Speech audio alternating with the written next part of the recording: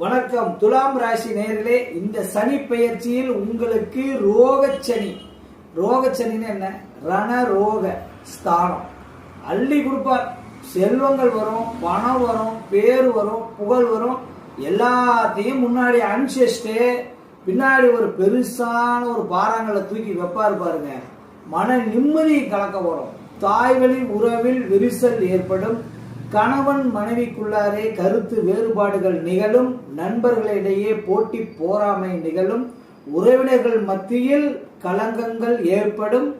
நினைத்த காரம் வெற்றி பெற புண்ணியங்கள் செய்யுங்கள், தர்ம காரியங்கள் செய்யுங்கள்.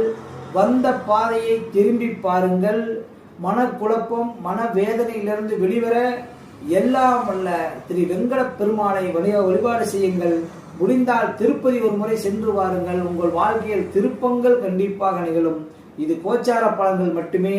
உங்கள் சுய ஜாதகத்தை பார்த்து நடப்பு திசையை வைத்து உங்கள் எதிர்கால முன்னேற்ற பாதையை வழிவகுத்துக் கொள்ளுங்கள். கீழே இருக்கும் எண்ணை தொடர்பு கொள்ளுங்கள்.